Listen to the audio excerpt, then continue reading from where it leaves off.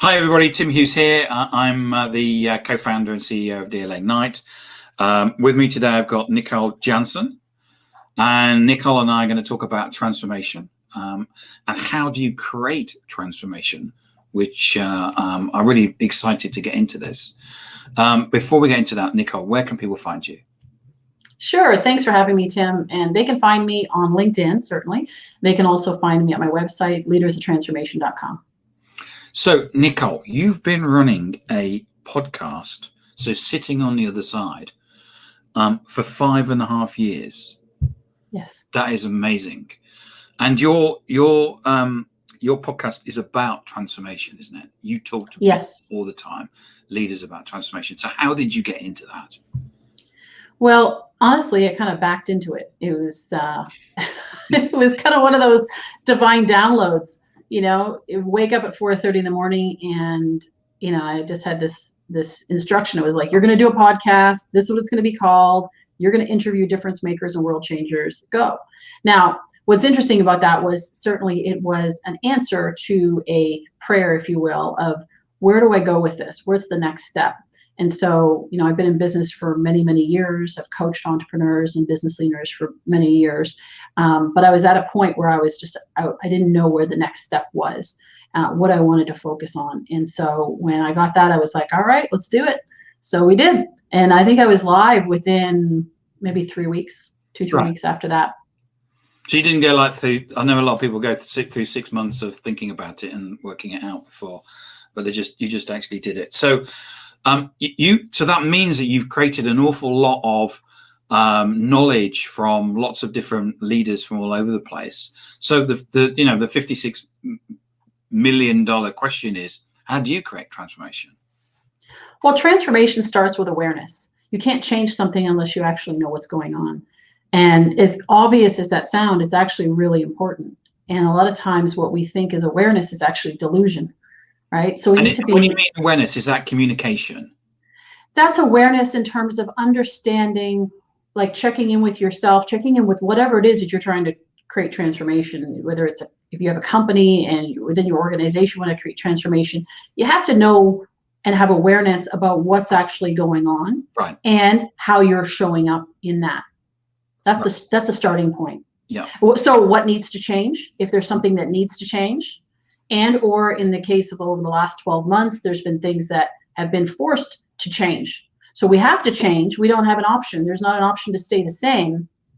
Now, what are we going to do with that? Even in the beginning of the pandemic, there were organizations, there were leaders, there were lots of people, probably even your friends and my friends, who were saying, I'm just waiting for it to go back to the way that it was. Yes, loads of them. And that's denial. That's denial, right? They're saying, like, we don't want to look at what is. We don't want to look to we want to wait until this is over so we can go back to the way things are being done. And that's not transformation. That's kind of like the opposite of transformation. That's stagnation. Yeah. And so I mean, we've seen in there's transformation that's involved around people, and transformation evolved around companies. In your discussions with people, are they different things or are they the same? Well, people make up organizations. Yeah. So yes, there is the transformation of the organization itself. What does it mean to do? How do we do what we originally, were doing in a different way? Or how do we adapt to this changing marketplace because the consumers want something different? Our employees need something different from us. We're required to do things different, like compliance and so forth. Then on a people aspect, and the way that we show up, that of course there's lots of transformation on that. It's actually guiding, and what I really appreciate about some of the leaders that I've had on this show, my show, that your show. I'm saying your show. Of course, you had awesome not my show. Too. But when I talk, see there, I'm so used to being the host, right?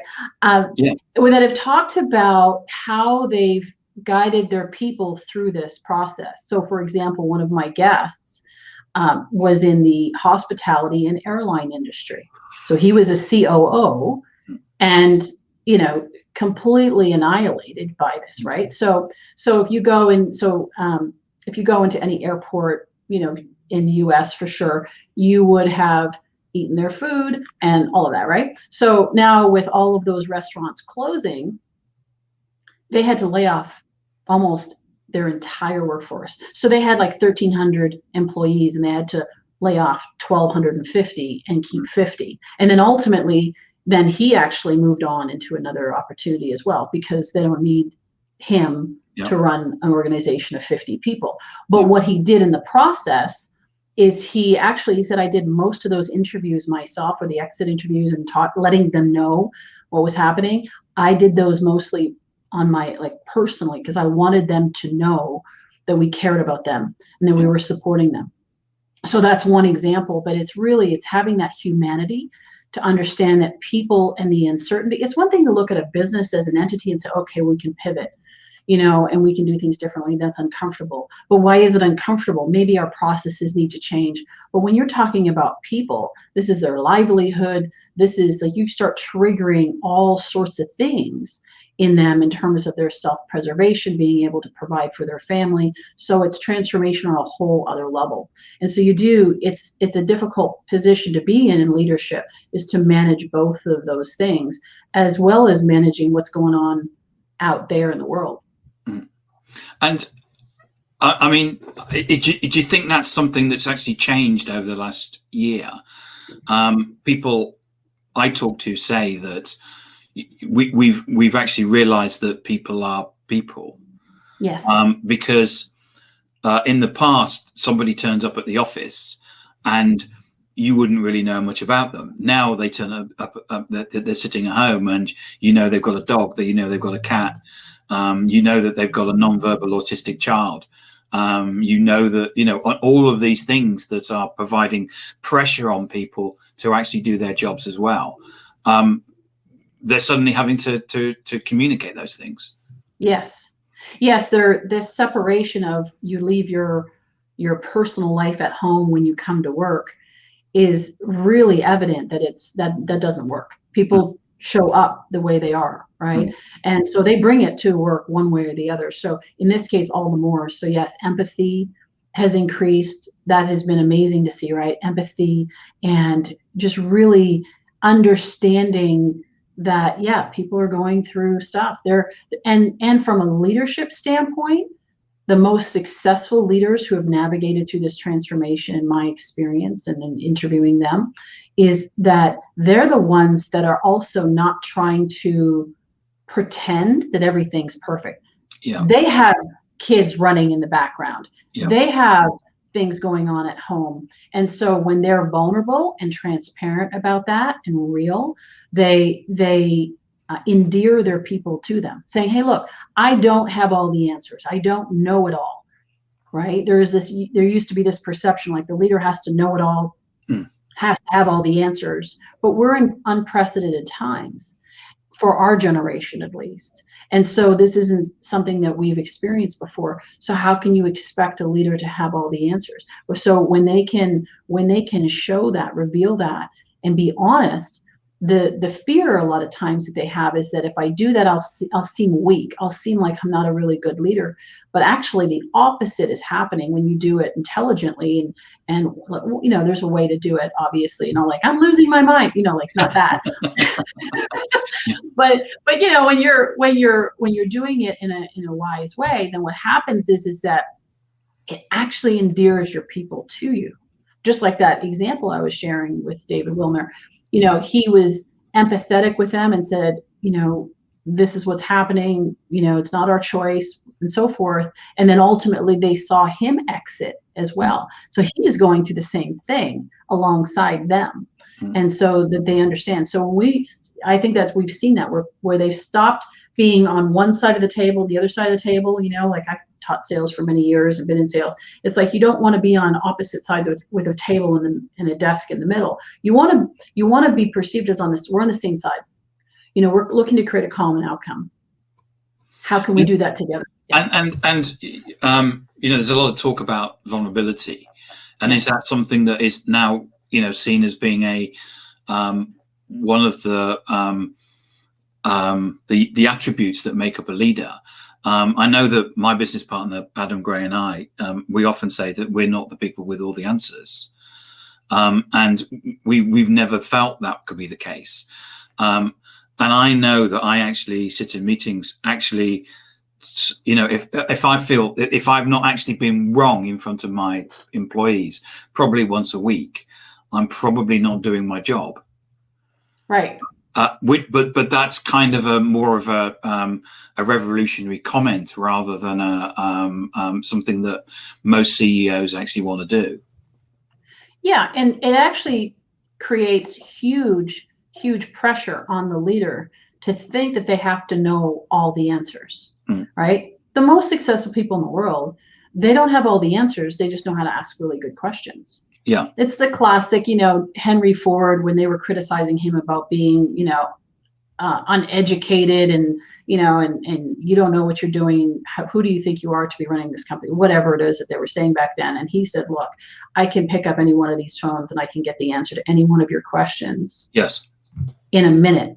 Now who's the smart one, right? So from that perspective, it's really asking good questions and being able to draw out the wisdom from your team. But if you have that perception, like I have all the answers and I'm going to tell you the answers, and then you're just going to simply execute, you miss out on all of that innovation and creativity within your organization. And like I said, it puts huge pressure on you as a leader. It's like, well, what if I don't have the answer? And then you have imposter syndrome and all these things that kind of play in. So what vulnerability does is it allows people to be human, to be real. And then what's great about that is that when they are, vulnerable and they have that freedom to really be honest and say, I don't have all the answers, it actually unlocks greater creativity and innovation because they're not stuck in a box. So the leader will actually be more effective and will flow, right? Just like maybe with you and Adam in your company, you'll flow better, and because you're not this idea of we can't make mistakes falls right in line with this. Like if I can't make a mistake, I can't make a suggestion that's wrong. Like, that stifles creativity and innovation within an organization, like anything else. Yeah. So one of the things that I've seen over the last 12 months, and we're recording this in March in 2021, is that there was a big change that took place in March last year, 2020, when the pandemic hit. And then the narrative was all about how do we create the world that we had in the previous form in this new normal, which was we're going to move online. We'll move online for 3 months and then we'll go back to the way it was. And so there was a lot of articles about how what we were doing was recreating the ability for you to drop by my office and things like that. What I'm seeing is that now that we've had this big global experiment about sitting and working from home, and it's not just the US and the UK, everybody's been involved in it. There will be a certain amount of people going back to the office, but I don't know how much it is. I wrote an article the other day about vaccination and how that was going to impact, would you go to a meeting with someone who hasn't been vaccinated? That's, it opens a whole new, I put a question out on Facebook and it just went ballistic. It opens a whole new can of worms in terms of how we work, in terms of HR, human resources, working directive laws, etc., etc. As we move to as we move through this process to whatever we're going to get in the future, if I was a leader now saying, right, I need to kick off and do something right now that's going to change me, so whatever we go to, we're going to ace that, whatever that is. What's the way of moving that forward? What would I do, and what should I be doing with an organization to do that? Yeah, great question. So there's change to do the same thing in a different way. And I see that a lot, right? We see that a lot in different arenas, right? They're like, well, this doesn't work. So basically what they're doing is they repackage the old and they make it and pretend like it's something new. Yeah. I think what's necessary right now is to step back and to actually question everything, reevaluate it, not from the basis and the perspective of this is how we've always done it, but what would be the win? Like you said, what would be the ace? right? To say, okay, what's our outcome? So you need to know your mission. What is your company there for? What is the value that your company brings? This is what are your why. core values? Your why, your core values, all of it. You need to know, you be really clear on that. And then when you talk about re-engineering, it's not re-engineering like I'm going to just put a little, a few more bells and whistles on it. It's the same thing, but literally go to scratch and say, hey, if this is what we're looking to create with what we know now and what we foresee in the future, what would make the most sense? Right. And so then we start to create workplaces that are innovative, the workplaces that fit that versus trying to fit something out like a square peg in a round hole, if you will. And we come up with ideas. This is where like appreciative inquiry, comes in. Jeremy Scrivens, who I've had on my show, and I believe you've had on your show. He talks about appreciative inquiry. Yeah. It's rather than looking at how do we solve problems, it's about what if. It's the possibility of what if, taking a clean slate and saying, what if this is what we're looking to create, what would be the best way to do that? And working backwards, as it's kind of like, working backwards as opposed to working forwards. So I think that's where you just have to start. Yeah, he talks about this story about him working at a mushroom farm, which is where what they actually did was that they got it was small enough to actually get all of the employees together, set them a task, and say, go out and come up with a solution. And they deliberately mixed all the people up, because you know what happens if we get together in a room, we always sit with our mates and stuff like that. Yes. So and he set them a question, and they came up with the answers that they came up with were the management team were just blown away, because they were not things that they would have thought about.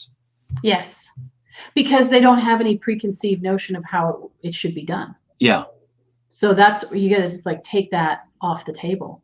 Yeah. I use it like it's just this idea of clean slate. If you just wipe the slate clean and begin again, and you see it with different eyes. Yeah, it's very powerful. And having your team, my goodness, I mean, you have, in that case, I think there was 100 employees, something like that, 150, because he shared that with me, and I love that example, where they were initially going to go, the CEO was thinking, okay, we have this problem and we're going to put it out there. We're going to figure out what the solution is to the problem.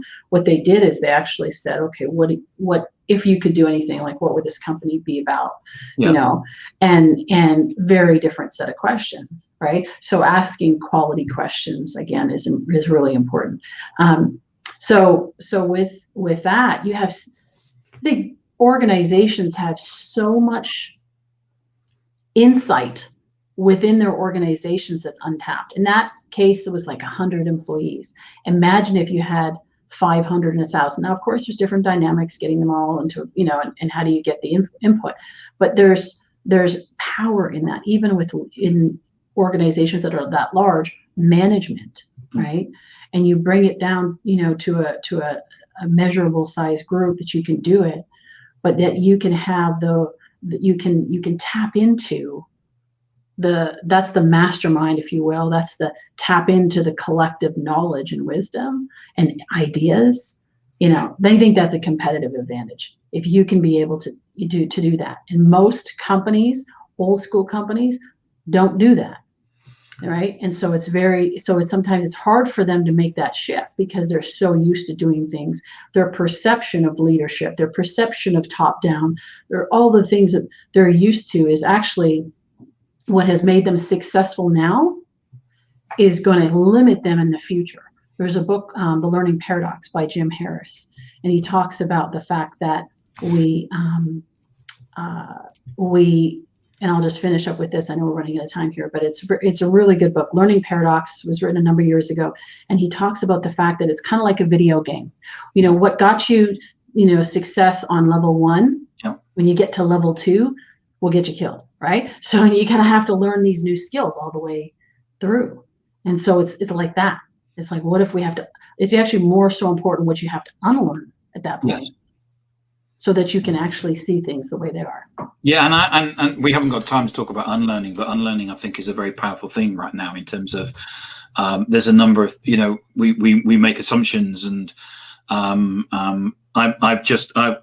during these interviews, I was recommended the Think Again book by Adam Grant, which is a great book in terms of actually making you rethink about things, because we all have our own belief systems and we think things because this happened or whatever, and he just tries to get you to rethink about things, and I think that's important because we're going to have to start doing that.